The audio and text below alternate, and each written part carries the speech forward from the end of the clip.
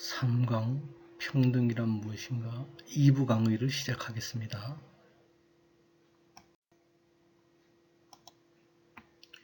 여기서는 먼저 법적 평등, 사회적 평등, 경제적 평등, 정치적 평등부터 알아보겠습니다. 먼저 법적 평등에 관해서 알아볼게요. 법적 평등은 다른 말로 하자면 법 앞에 평등이라고도 말할 수 있겠습니다. 즉, 법 앞에서는 누구나 평등하다는 원칙을 말하죠. 영국이나 미국에 있어서의 법에 있어서의 내용을 보면 법의 지배의 내용으로 법 앞의 평등은 모든 사람은 보통법 아래서 평등하다는 것을 의미하죠. 즉, 국가라 할지라도 개인과 평등하게 대함으로써 국가의 작용이 특유한 법의 존재를 부정하고 국가도 일반 법은 재판을 받아야 하는 근거가 된 것을 우리가 법 앞의 평등이라고 말할 수 있겠습니다. 현대의 입헌 민주국가에서 시민은 누구나 법 앞에 평등하다. 즉 대한민국 헌법 11조에도 나와 있는 규정이죠. 법 앞에 평등이란 첫째로 모든 시민에 대해서 법은 보편적으로 적용돼야 한다는 원칙을 말하고 있는 것입니다. 그래서 어떠한 사람들의 특수한 지위를 인정하는 법률은 있을 수 없고 법정에서도 누구나 동일한 법률이 동일한 뜻으로 적용돼야 하는 것을 말하죠. 그러나 더 나아가서 법 앞에 평등이란 것은 법률로 보장되는 시민생활에서 모든 국민은 그 권리와 의무에 있어서 평등함을 말하는 것입니다. 헌법상의 원칙으로서 법 앞에 평등은 평등권을 말하는 것이죠. 그래서 평등은 다름 아닌 법 앞에서의 평등은 다름 아닌 헌법 가치로서의 평등을 말한다. 우리도 이제 헌법 조항에도 이런 게 구체적으로 규정되어 있다고 할 수 있습니다. 헌법에서의 평등은 평균적인 정의를 실현하는 절대적 평등이 아니라 배분적인 정의를 실현하는 상대적 평등을 의미하는 것입니다. 헌법에서는 그렇고, 그런데 이제 법 앞의 평등이라 그러면 우리가 아까 절도죄 얘기했죠. 빵을 훔쳤을 때 가난한 사람이나 부자인 사람이 동일한 처벌을 받는다고 말했지만 그렇지 않은 경우 이를테면 빵을 훔친 사람의 절도죄하고 그 다음에 많은 회사 돈을 횡령한 횡령죄의 경우 과연 다른 금액의 액수에도 불구하고 그 금액만큼 비례적으로 처벌받느냐? 그렇지 않은 게 현대법의 경향이죠. 그러니까 수백억을 횡령한 사람의 범죄하고 수십만 원을 훔친 절도죄의 범죄하고 동일하게 평가된다 그러면 부자한테 훨씬 유리한 법일 수 있겠죠. 그럼 과연 법 앞에 평등이라 그러면 법 내용에 있어서가 아니라 법 절차에 있어서 모두가 다 평등한가 하는 문제는 고려해 봐야 된다. 법 앞에 평등한가 하는 건 재고의 대상이다. 이렇게 말씀드릴 수 있겠습니다.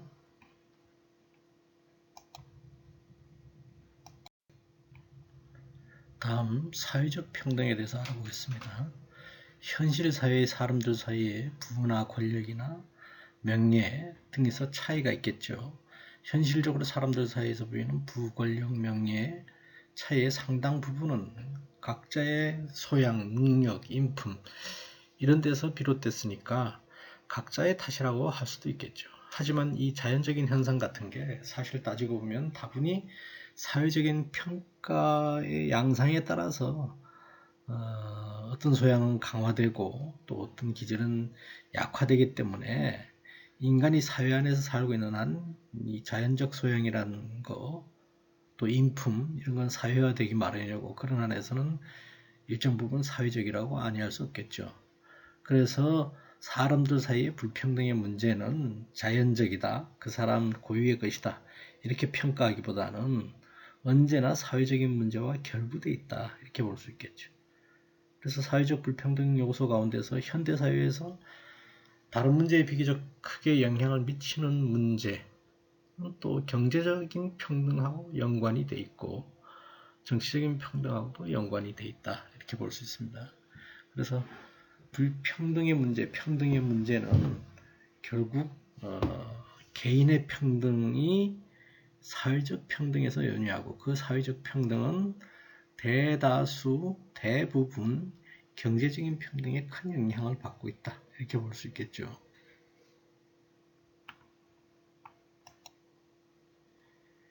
개개인의 품위 있는 인간적 삶을 위해서는 여러 가지 조건이 필요하겠지만 그 중에서도 가장 필요한 조건이라고 그러면 경제적 기반이란데 이 일을 제기하는 사람은 별로 많지 않을 겁니다. 특히 자본주의 사회에서나. 그러나 부의 분배 문제에 대해서는 사람들의 의견 차이가 있을 수 있고 그 의견이 클 수도 있겠죠.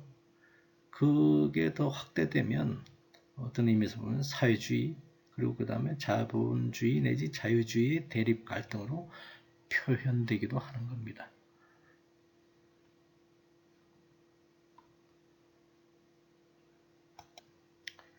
사회주의나 마르크스주의 관점에서 보면 부라는 것은 가장 중요하게 취급되죠. 루소가 주장했던 것처럼 부란 사람들 간의 사회적 차별을 결과하게 하는 신분, 지위, 권력, 개인 능력 따위 중에서도 개인의 번영에 가장 곧바로 쓰이고 주고받기에 가장 손쉬운 나머지 모든 것을 사들이는데 쉽게 활용될 수 있기 때문이기도 하겠지만 더욱 기초적인 것은 부만이 인간의 물질로부터 해방, 곧 신체의 자유를 담보할 수 있기 때문에 그렇다 이렇게도 말하죠.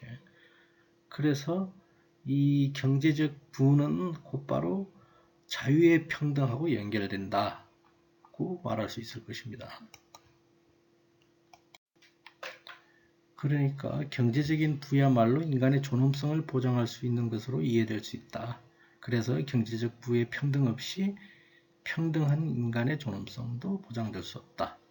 그래서 만약 우리가 사람들이 서로 평등한 사회를 추구하자 하면 첫 번째로 해야 할 것이 뭐냐? 경제적인 부를 평등하게 하는 일이다. 라고 말할 수 있겠습니다. 경제적 평등은 결국 분배를 어떻게 하느냐 뭐 이런 문제하고 직결되겠죠. 근데 이 분배의 문제는 사실 숫자적인 면이 하나 있고 하나는 가치를 분배하는 일, 이 두 가지로 나눠볼 수 있겠습니다. 수적으로 평등한 이란 것을 크기나 양에서 평등하고 동일한 것을 그리고 가치에서 평등한 이런 의미는 비례적으로 평등한 것을 지칭하기 위해서 쓰는 말이라고 일찍이 아리스토텔레스가 말한 적이 있죠. 그래서 평등한 최소한 두 가지 관점에서 얘기할 수 있다. 즉 수적으로 얘기했을 때 평등은 산술적 평등, 그 다음에 가치로 얘기했을 때는 비례적 평등 이렇게 표현할 수 있겠죠. 그래서 산술적 평등이라고 그러면 이를테면 최저임금제처럼 수적으로 일정 이상 최저임금을 설정하고 그걸 통해서 평등을 달성하려는 제도적 노력, 산술적 평등이겠죠. 그 다음 비례적 평등은 이를테면 가치의 평등이니까 이를테면 의료보험 제도를 보면 잘 사는 사람은 비용 부담이 많고 못 사는 사람은 비용 부담이 적고 그런데 이제 혜택을 보는 건 동일하다 이렇게 얘기하면 그 잘 사는 사람 훨씬 많이 부과된 그 비용을 지불하고 못 사는 사람이 적은 비용을 지불하고 동일한 혜택을 보는 거. 이거는 이제 가치를 평등하게 하는데 초점이 다 맞춰져 있다. 이렇게 볼 수 있겠습니다.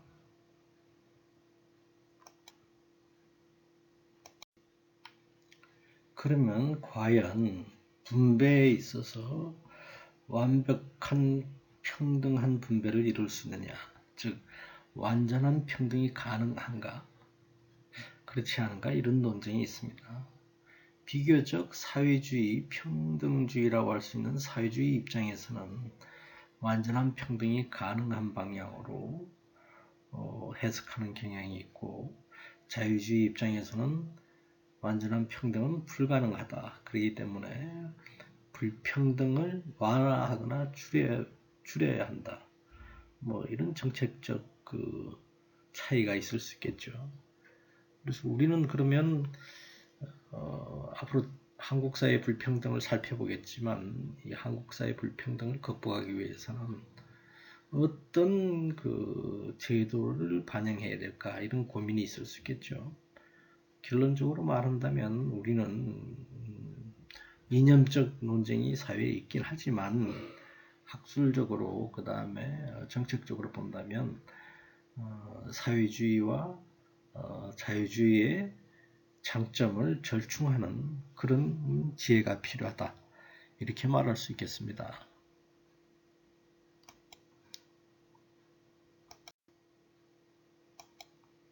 그 다음으로는 정치적 평등에 대해서 살펴보겠습니다.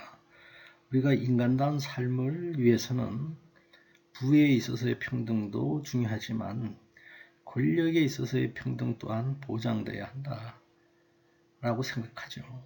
하지만 실제로 권력이 여러 사람한테 고루 분배될 수 있는 성질이 아니기 때문에 역사적으로 보면 권력은 소수 엘리트들한테 집중되는 경향이 있고 그것은 쉽게 개선되어 오지도 않았다. 바로 이제 여기서 정치적 평등이 중요한 문제로 부각할 수 있겠다 라고 말씀드릴 수 있습니다.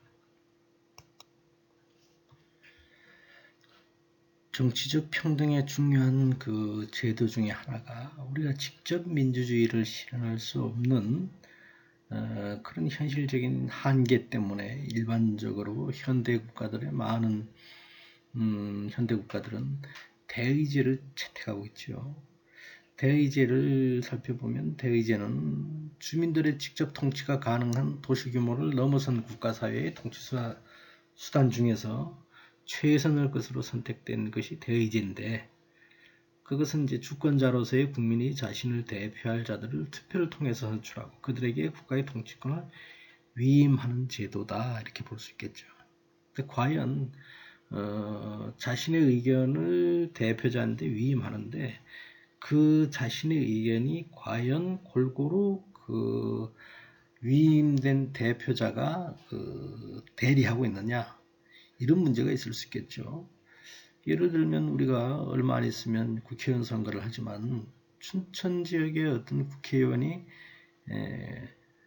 한 30-40% 뭐 과반수 이상 하면 50%의 지지율로 당선이 되었다. 그럴 경우에 그 사람이 민주당일 수도 있고 자유통합당일 수도 있겠지만 그 사람이 특정한 정당에 소속된 국회의원이면 예를 들어서 그 상대방을 지지한 사람들 당선되지 못한 낙선자들의 의견이 대리되느냐? 그렇지 않다는 거죠. 근데 만약에 이제 그 대리된 그 사람의 득표율이 뭐 굉장히 적은 수치다. 이렇게 되면 특히 의견이 대표자가 자신의 의견을 대리하고 있다. 이렇게 얘기하기는 곤란할 거다. 이런 얘기입니다. 그래서 그런 의미에서 보면 이 간접 민주정치 대의제는 사실 따지고 보면 의견을 대신하는 대신해서 의견을 표출하고 결정하는 대의 정치라기보다는 어떤 의미에서 위탁 정치가 아니냐 뭐 이런 비판도 있을 수 있다고 생각합니다.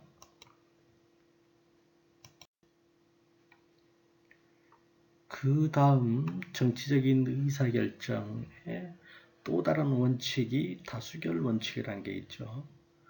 그러니까 우리가 투표도 어떤 의미에서 보면 가장 많이 득표한 사람이 당선되잖아요. 그럼 그 당선된 사람이 또 다시 국회의원인 경우에 그 전 국민을 대리해서 입법기관에서 활동을 하는데 거기에서 법안을 결정할 때도 역시 다수결을 통해서 입법을 하고 의사결정을 한다 이렇게 볼 수 있겠습니다. 근데 이 다수결의 원칙이라는 게 효율성을 위해서 도입된 것이지 과연 이것이 다수결의 원칙이 민주주의라는 절차와 딱 맞아떨어지느냐 이건 이제 다시 고민해 볼 지점이 있다 이렇게 봅니다. 의사결정이 다수결로 이루어질 때 이 제도가 민주주의 출발점인 개개인의 정치 주체인 주권자로서의 평등하다는 사상과 이제 연결이 될 수 있는데 그게 실제적으로 그걸 발현하고 있느냐 이런 문제가 있다는 거죠. 그리고 다수결을 통해서 결정된 의견이 꼭 최선의 것이냐? 그렇지도 않을 수 있다 이런 얘기죠. 왜냐하면 어떤 경우에 현대사회에서는 훨씬 더 그 영역의 전문가가 전문 지식을 가지고 일 처리를 하는 게 훨씬 효율적이고 마땅할 수도 있겠죠. 근데 이제 많은 사람들이 의견을 같이 한다고 해가지고 그게 과연 최선의 것이냐 그런 문제가 있을 수 있다. 다수결이 그렇게 한편으로는 많은 사람들의 의견을 대신하는 거지 전체자의 의견을 대신하는 것은 아니다. 이런 문제가 하나 있는 것이고 또 하나는 다수결이 많은 사람들의 의견에 의해서 결정되는데 그 많은 사람들의 의견이라는 게 꼭 선한 것이냐 뭐 이렇게 생각해 볼 수 있다는 거죠.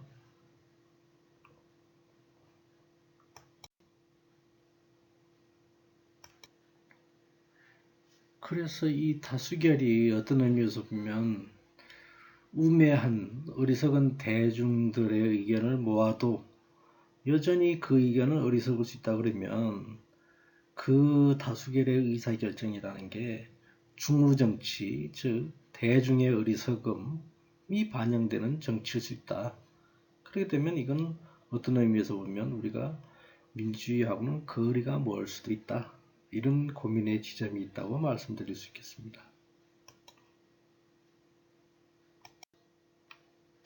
그 다음으로 정치적 평등에서 중요한 제도적 절차의 하나가 선거제도, 투표제도가 있죠. 선거제도, 투표제도는 일반적으로 민주주의에서는 한 사람이 하나의 표를 가지고 있으니까 누가 두 개의 표를 가지고 있는 게 아니니까 이를테면 경제적 의사결정의 경우에 보면 주식회사 그러면 주식 많은 사람이 훨씬 많은 의사결정에 영향력을 행사할 수 있겠죠. 근데 적어도 투표제도에 있어서는 권력을 많이 가진 대통령, 부를 많이 가진 재벌 이런 사람도 한 표밖에 행사할 수 없다 이런 의미죠. 그런 의미에서 보면 투표제도는 1인 1표 제도라는 이 정치에 있어서의 선거 내지 투표제도는 평등을 실현하고 있는 것이다. 이렇게 평가할 수도 있겠죠. 그러니까 이 전제는 누구나가 동일하게 하나의 표를 가지고 있다. 이렇게 얘기하면 평등하다고 얘기할 수 있는데 그러니까 남녀노소라고 우리가 평가해 보면 남녀까지는 인정될 수 있지만 예전에는 여성들이 표가 없는 투표권이 없는 적도 있었지만 현대사회에 오면 올수록 대다수 국가들은 성인 남녀들은 다 투표권을 가지죠. 여기서 지금 성인 남녀라고 표현했는데 그렇기 때문에 성인 남녀가 아닌 사람들 예를 들면 선거 연령의 문제가 제기되는데 투표에 참여하지 못하는 사람들 뭐 미성년자랄까 이런 사람들은 투표권을 행사할 수 없기 때문에 이러한 평등에서 제외되어 있다 라고 말할 수 있는 거죠. 그러니까 겉보기에는 선거제도가 평등성을 잘 보장하고 있는데 적어도 연령에 있어서까지는 아직도 의사결정에 참여 못하는 그 특정 연령에 미달한 그 연령에 있는 사람들에게는 참정권이 보장되지 않기 때문에 불평등을 내포하고 있다. 이렇게 비판할 수가 있겠습니다.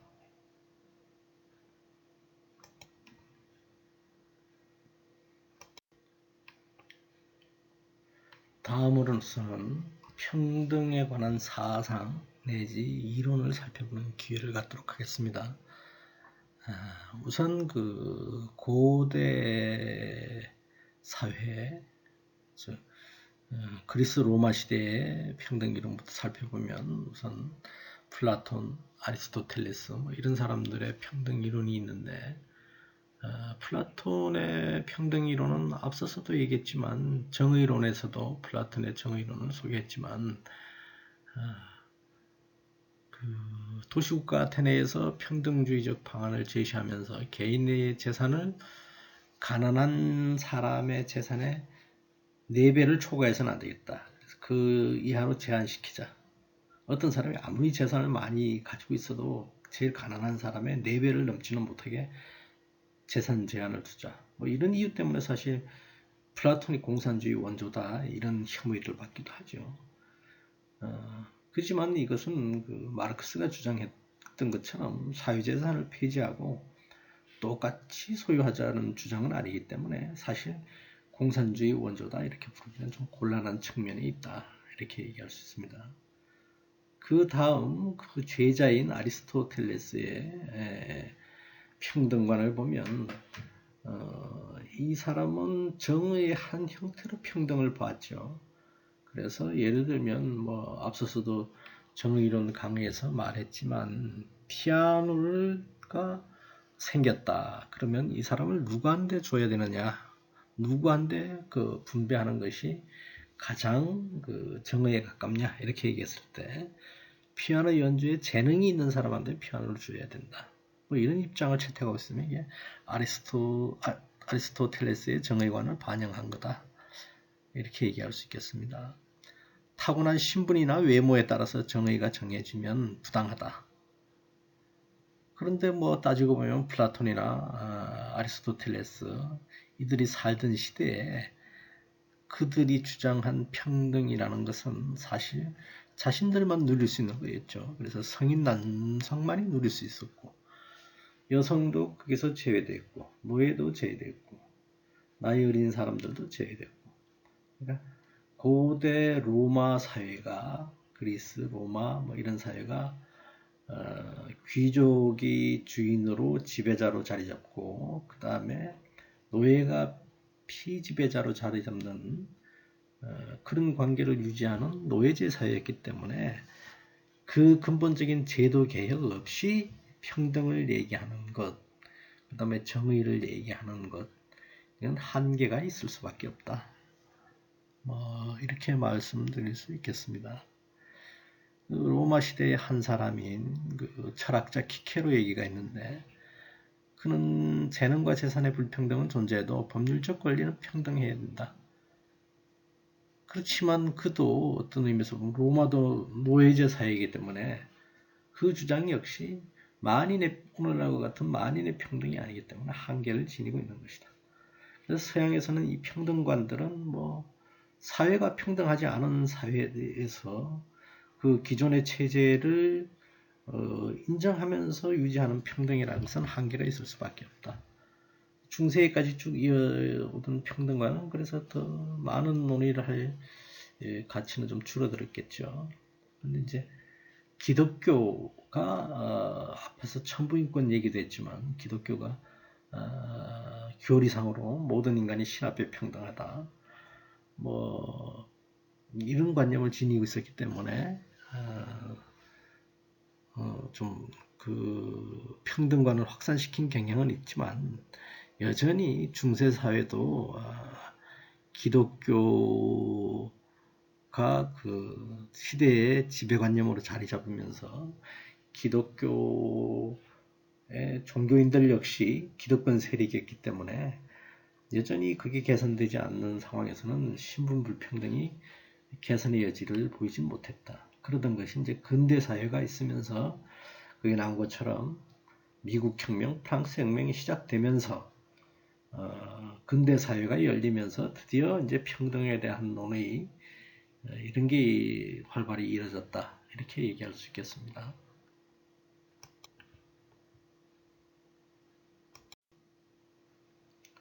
그 다음으로는 어떻게 평등이 가능한지를 결정하는 것은 굉장히 복잡한 문제이기 때문에 학자들마다 평등에 대한 태도가 매우 다르죠. 그래서 여기서는 학자 개개인 뭐 중요한 몇몇은 개개인 그 이론도 소개하겠지만 이렇게 묶어서 그 일반적인 관점 위주로 평등관을 소개해 볼까 합니다. 그래서 우선 첫 번째로 급진적 자유주의, 사회주의 혹은 막스주의라고 불릴 수 있는 입장이 있는 주로 경제적 평등을 강조했다 이렇게 볼 수 있겠습니다. 잘 알려진 루소의 인간 불평등 기원론이 있는데 그는 거기서 불평등이 사유재산 때문에 생겨났다. 그래서 재산이 사회 이전에 형성됐다 라고 믿는 앞선 시대의 로크의 생각을 비판했죠. 그래서 루소는 그 사유재산을 옹호했지만 어떤 시민도 다른 사람을 살 수 있을 정도까지 재산을 가지고 있어서는 안 되겠다. 그런 주장을 했죠. 즉, 살 수 있다는 얘기는 어떤 의미에서 뭐 어떤 시민도 자기를 팔아야 할 정도로 가난해서는 안 된다. 이 얘기와도 일맥상통한다고 얘기할 수 있겠습니다. 그 다음에 이어서 19세기에 등장한 마르크스 주의, 사회주의 이들도 경제적 불평등을 강조했죠. 자본주의 사회에서는 소수의 부자만이 자유를 가지는 반면에 다수의 노동자가 자유가 없다. 그래서 마르크스는 노동자가 일할 자유를 가지고 있고 굶어 죽을 자유만 가지고 있다. 이렇게 주장하기도 했죠. 그래서 마르크스 이후에는 공산주의가 이제 평등의 유토피아를 전개함으로써 굉장히 큰 영향력을 행사했다. 이렇게 볼 수 있겠죠. 그렇지만 이 평등주의를 주장하는 공산주의 사회에서 평등이 실현됐느냐? 따지고 보면 이제 평등이 실현되기가 힘들어서 사실 공산주의 내지 사회주의가 실패했다. 이렇게 얘기할 수 있겠죠. 소련의 경우를 보면 공산당 간부가 등장하게 되죠. 지금 뭐 중국도 마찬가지지만 뭐 북한도 마찬가지고 그래서 공산당 간부들이라는 것이 이를테면 노멘클라투라, 즉 새로운 계급으로 등장했죠. 새로운 계급이라는 게 공산주의가 추구하는 바가 계급 없는 사회인데 새로운 계급이라고 하는 지배계급이 등장하게 되니까 그 사회가 평등을 이루지 못하고 새로운 불평등을 초래함으로 해가지고서 결국 체제 자체가 추구하고자 하는 경제적 평등이 이루어지지 못했기 때문에 체제 실패로 끝나고 말았다. 우리가 소련의 역사에서 그런 걸 볼 수 있다. 이렇게 평가할 수 있습니다. 로크의 평등론에 대해서 잠깐 살펴보겠습니다. 로크는 모든 사람은 평등하게 창조되었다고 말했지만 사실 부의 불평등은 인정하게 됐고 여성들이 여기서 배제되는 상황에 대해서는 무관심했다. 이런 한계점을 지니고 있다고 볼 수 있습니다. 사람들이 사회생활을 하기 이전의 자연상태, 그 상태를 우리가 평등의 상태다 이렇게 규정했죠. 자연상태가 평등상태다. 로크의 주장은 그랬다는 것입니다. 그래서 인간은 누구나 태어나면서부터 권리에 있어서 평등하다.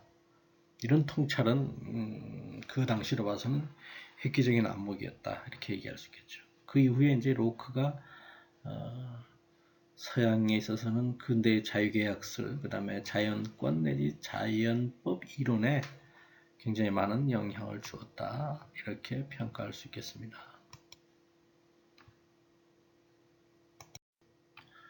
그 다음 루소의 평등론을 살펴보겠습니다. 루소는 사유재산이 불평등의 그 가장 큰 원천이다. 그러면서 이런 표현을 한 적이 있죠. 어린애가 노인에게 명령하고 바보가 현명한 사람을 이끌면서 대부분의 사람들이 굶주리고 살아가는데 꼭 필요한 최소한의 것마저 갖추지 못한 판국인데 한 주머니 사람에게는 사치품이 넘쳐난다는 것은 명백히 자연의 법칙에 위배된다. 그래서 재산 문제를 이제 불평등의 가장 중요한 문제로 다루고 있다. 근데 이 사람의 한계 역시 사람들 사이에는 현실적으로 불평등이 이제 엄연히 존재하고 또 그것은 사회 제도에서뿐만 아니라 자연적 요인에서도 이제 비롯되고 있다. 이렇게 파악을 하면서 인간에게 불평등이 두 종류가 있다. 하나는 자연적인 또는 신체적인 것, 하나는 또 도덕적인 또는 정치적인 불평등. 우리가 앞서서 얘기했지만 자연적인 불평등, 사회적인 불평등, 뭐 이런 이제 그 아이디어를 이 루소가 사회불평등 기원론에서 주창했다. 이렇게 말씀드릴 수가 있겠습니다. 그 다음 두 번째 입장을 살펴보겠습니다. 사회적 자유주의 그리고 사회민주주의자들의 평등관은 어떠냐, 뭐 이걸 살펴볼 텐데, 근대보다는 조금 후에 등장한 19세기 후반에 등장한 사회적 자유주의와 민주주의의 평등관을 말씀드려 보겠습니다. 이들은 제일 강조하는 게, 물론 앞서서 얘기했던 입장처럼 경제적 불평등을 강조하지는 않고 인정은 했죠. 그렇지만 앞서 입장들은 자유주의나 막스주의자들은 경제적 불평등을 가장 중요하게 봤지만, 이 사람들도 부인하는 건 아니지만 오히려 더 문제되는 것은 사회적 그 평등, 경제적 불평등을 결국 줄이려면 사회적 평등이 확보되어야 된다. 이런 입장에 서 있다고 말씀드릴 수 있겠습니다. 주로 이제 영국에서 활동한 학자들이 이런 주장을 많이 했는데, 영국의 사회학자 호프하우스 같은 경우 또 그런 주장을 했고, 그 다음에 마셜이라고 하는 그 주로 사회학자지만 이 사람도 역시 사회적 평등 이런 주창을 했고, 그래서 결국 따지고 보면 이들은 그 좀 전에 주장했던 것처럼 사회적 평등을 이뤄내기 위해서는 경제적 평등을 완화시키기 위한 사회적 평등을 주장했는데, 사회적 평등을 이루기 위한 대안이 뭐냐, 이렇게 얘기하자면 제일 아래 나와 있는 것처럼 결국 복지 제도를 통해서 복지국가를 완성함으로 사회적 그 평등을 달성할 수 있다. 이런 주장을 한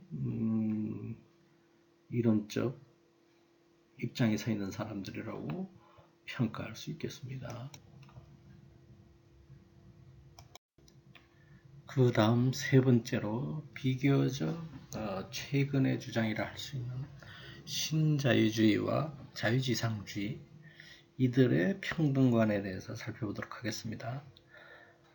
이들 평등관은 1970년대 후반 미국과 영국에서 등장해서 전 세계로 확산된 것인데, 주로 사유재산권과 자유시장을 강조하고 모든 평등을 적대시하는 입장에 서 있다. 그래서 평등은 곧 개인의 자유를 억압하거나 말살하기 때문에 거부되어야 한다. 그래서 이걸 실현한 정부가 있죠. 1980년대 초반에 영국의 대처 수상, 그 다음에 미국의 레이건 대통령, 이런 사람들이 등장하면서 이런 기치 아래 공기업의 사유화, 부자 감세, 복지 축소, 이런 정책을 적극적으로 추진하게 됐죠. 그래서 이들의 대표적인 이론가라고 얘기하면 주로 이제 경제학자라고 얘기할 수 있는데, 뒤에 나오지만 프리드리 하이에크, 그 다음에 그 뒤에 나오는 밀턴 프리드먼 되겠죠. 밀자가 빠졌네요. 밀턴 프리드먼, 이런 사람들이 주로 이런 주장을 한 경제학자죠. 이런 주장을 한 대표적인 사람이다. 이런 얘기를 할 수 있겠습니다. 그래서 이제 그 데이비드 하비 같은 사람은 비판하기를 이 시기가 되었을 때 신자유주의라는 담론이 세계적으로 지배적인 그 학계의 이론 구성을 했다. 한때 경제학이 뭐 거의 이런 주장들로 꽉 찬 적이 있기 때문에 이런 평가를 한 것 같죠. 그래서 이 신자유주의는 70년대에 등장했지만 사실은 뿌리가 좀 깊다. 아까 얘기했던 것처럼 2차 대전이 벌어지던 1944년에 하이에크라는 경제학자가 노예기를 출판하면서 소련이 주창하고 있는 계획경제를 폭렬하게 비판한 적이 있다. 이런 얘기예요. 소련에 대해서는 만약에 그렇게 물질적 평등을 그런 식으로 주장하다 보면 나중에 결국 전체주의 정부가 될 거다. 뭐 이런 얘기를 한 적이 있죠. 그래서 분배에 대해서도 어떠한 종류의 분배의 정의란 것은 결코 존재하지 않는다. 뭐 이런 주장을 하고 이 관점에 따라서 당연히 이제 세금을 낮춰야 된다. 그 다음에 누진세도 어떤 의미에서 보면 동일한 노동에 대한 동일한 대가라는 경제적 정의를 침해하는 것이다. 이런 거죠. 지금 우리가 흔히 국내에서 얘기할 때 이명박 정부, 박근혜 정부를 비판할 때 이를테면 시장지상주의 내지 자유시장을 강조하는 이 관점에서 있는 정당 세력들도 기반을 여기에 두고 있다 이렇게 평가할 수도 있겠죠. 그 뒤에 등장한 프리드먼 같은 경우도 사유재산이 가장 자유의 중요한 수단이 된다. 그래서 최저임금제 같은 정부의 개입 정책은 오히려 실업자를 더 많이 만들 수 있다. 근데 이 사람이 실제적으로 이제 레이건 정부 때 경제자문을 맡았기 때문에 학계의 이론뿐만 아니라 실제적인 경제정책에도 굉장히 많은 영향을 주었다. 이렇게 평가할 수 있겠습니다.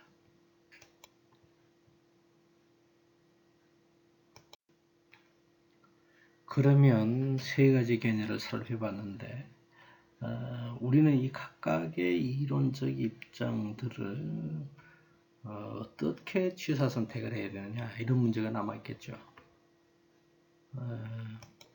우선 신자유주의적인 정책, 그 다음에 공산주의의 평등관, 이 두 개는 생명력을 잃었다 이렇게 얘기할 수 있겠죠.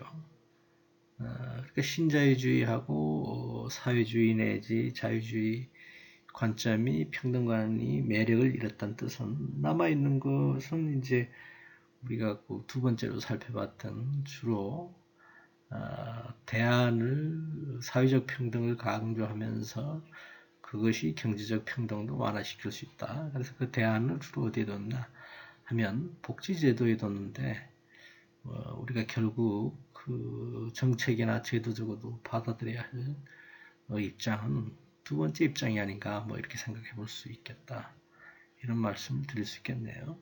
그래서 정의로운 사회는 능력 있는 사람이 정당한 보상을 받아야 되지만 열심히 노력했지만 행운이 없는 사람에게도 어떤 의미에서 인간답게 살아갈 수 있는 사회 안전망을 제공할 수 있어야 된다.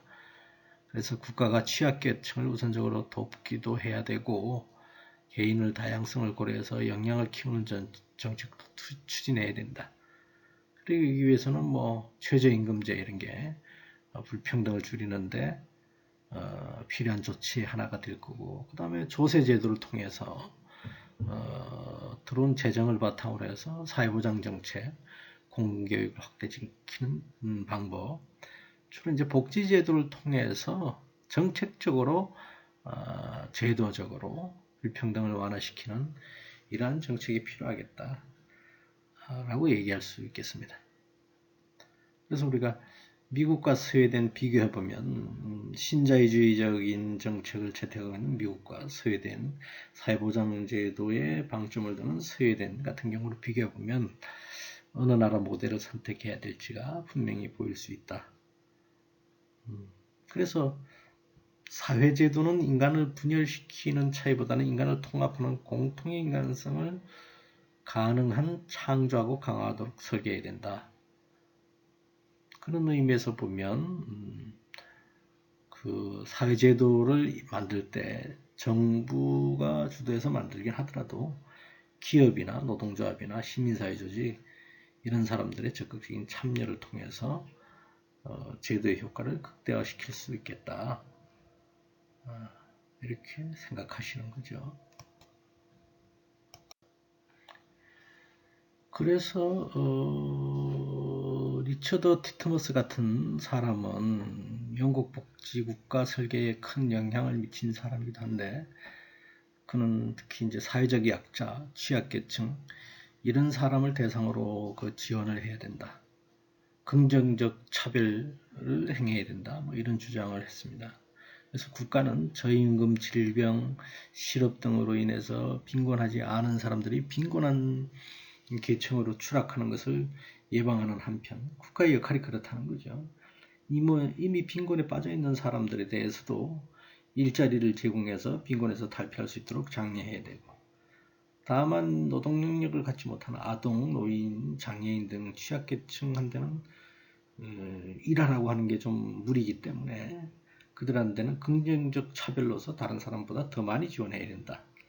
그러니까 차별을 해야 되는데 부정적 차별이 아니라 긍정적 차별이니까, 이들은 아동, 노인, 장애인들은 일자리를 통해서 그들이 빈곤에서 벗어나게 하는 게 아니라 정부의 이제 부조, 공공 부조라 그러죠. 정책을 통해서 예를 들면 무슨 세금을 감면해 준다든가 아니면 일할 수 있는 처지가 아니기 때문에 나머지 뭐 그 복지 제도를 통해서 혜택을 받을 수 있게끔 뭐 현금 지원을 포함해서 그런 걸 이제 차별을 하는데, 그들을 이제 도와주는 차별이겠죠. 다른 사람보다 이제 좀 우선시하는 정책, 이걸 이제 표현할 때 긍정적 차별이라 그러죠. 이제 이건 도와주는데 어떤 사람들은 불만이 있을 수 있겠죠. 그러니까 이 취약 집단을 지원하는 이제 범위와 수준, 이건 이제 사회적 합의를 잘 이끌어내야 된다. 이렇게 얘기하고 있습니다. 그 다음 이와 더불어서 우리가 고려해 봄직한 평등관이 어디 있느냐, 이렇게 얘기하자면 정치 철학자 존 롤즈의 정의관 내지 입장을 도입할 필요가 있다. 이렇게 생각해 볼 수 있겠어요.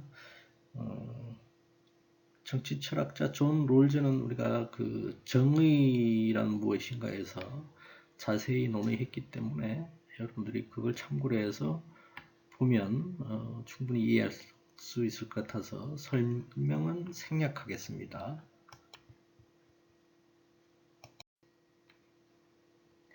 그 다음으로 한 사람 더 소개하자면 노벨상도 수상 경력이 있는 인도 경제학자 아마르티아 센의 견해를 소개하겠습니다.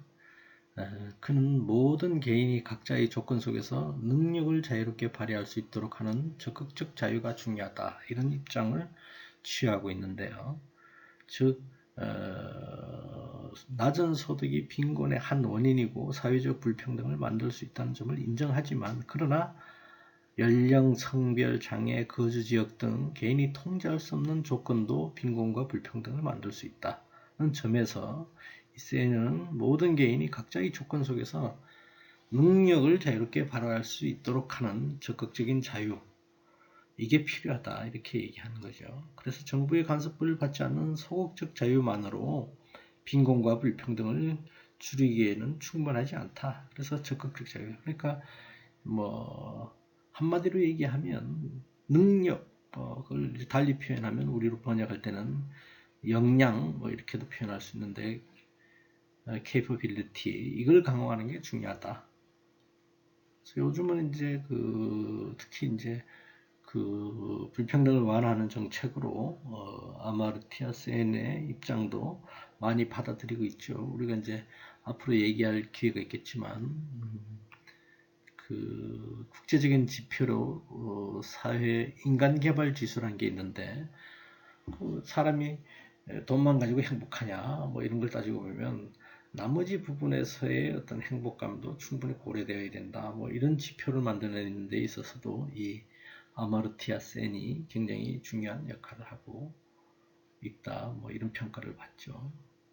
그래서 우리가 전체적인 결론을 내리긴 곤란하지만 한국 사회의 불평등을 앞으로 쭉 살펴보겠지만, 이론적 기조의 차원에서 보면 불평등을 어떻게 인식할 것인가, 이렇게 보면 몇 가지로 그 방향성을 논해 볼 수 있겠다. 이렇게 얘기할 수 있겠네요. 불평등의 경제적 차원뿐만 아니라 사회적 차원으로 인식의 지평을 좀 확대할 필요가 있겠다. 그래서 우리가 여기 살펴본 이론가들처럼 기계적 평등주의, 그 다음에 자유지상주의, 뭐 이런 걸 우리가 고려하기보다는 최근의 주장인 롤즈 같은 사람, 그 다음에 센 같은 사람이 주장한 분배의 정의를 오히려 지지하고 받아들이는 게 마땅하겠다 는 측면이 하나 있고, 그 다음에 롤즈의 주장처럼 취약계층을 우선적으로 지원하는 최소 극대화 원칙, 그 다음에 센이 강조한 대로 교육과 훈련을 통해서 개인의 역량을 강화하는 방향, 이 사회정책, 이게 같이 이를테면 이루어졌으면 훨씬 더 불평등을 완화하는 데 도움이 될 거다. 이런 견해를 하나 제시할 수 있을 것 같고, 그 다음으로는 최소 극대화 원칙, 이게 이제 그 롤즈 얘기죠. 그 다음에 역량 강화 접근법, 이게 센의 그 이론적 지향이고, 여기에 기반해서 사회 통합적 제도를 실현하고, 그래서 그걸 통해서 불평등을 줄여야 분배의 정의가 제대로 작동하지 않는 사회에서 노동시장뿐만 아니라 교육, 보건, 사회보장의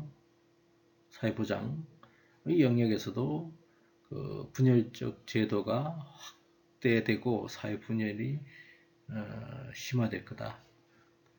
그런 게 이제 작동되지 않는 사회는 오히려 분열할 거다. 뭐 이런 얘기죠. 분배정의가 잘 활용이 안 되면.